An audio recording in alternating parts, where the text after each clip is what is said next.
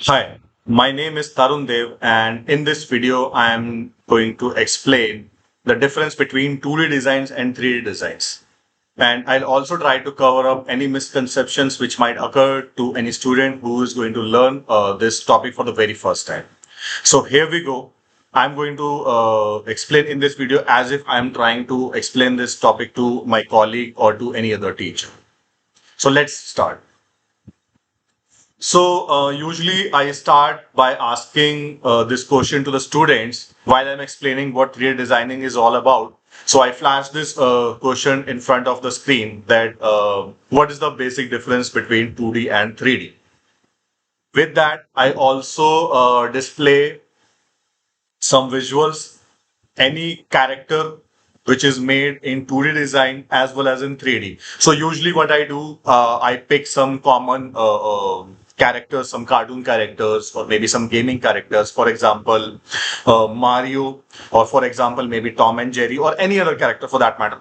So I just put two different images on side by side, and then I ask them that, what uh, differences you can observe in these two images, though the character is same. Then I take their responses. Somebody say that there is a detail, somebody say it's realistic, somebody says shadow, and henceforth. And then taking up their questions. So I try to interact with the students. I try to include them in the topic, in the conversation, and I try to take their responses. And with that, I try to take my teaching direction further. So once I have taken, and usually students response.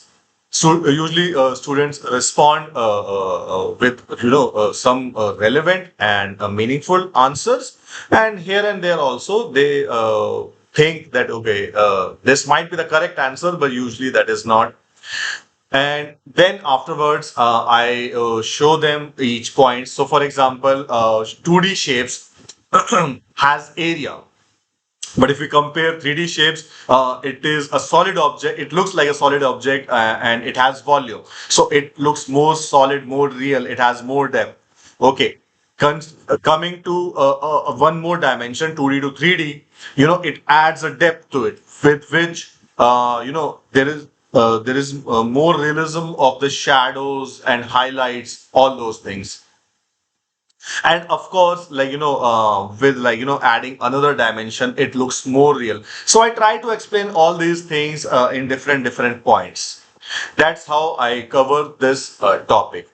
The usual misconception which occurs in students is that maybe both the designs similar. They only say that it is just 2D or two dimension or three dimension, but usually they don't understand how it is being formed. They think that it is just a drawing part, which is mostly the case of 2D designs. But in 3D designing, you actually create the entire mesh in all three axes.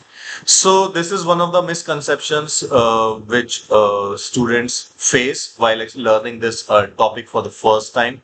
So with an example in any tool or software, I showcase them that how any 3D shape is being formed, and I show them its wireframe or skeleton view to understand the structure, how any 3D shape is it's formed. So with these examples, it becomes more clear to them, and then most of the students have this clarity. Okay, yeah, this is the major difference between any 2D design and a 3D design. Afterwards, I ask them a few more questions. If anybody has any query or so, taking up after taking up these queries, I move on to the next topic. Thank you so much.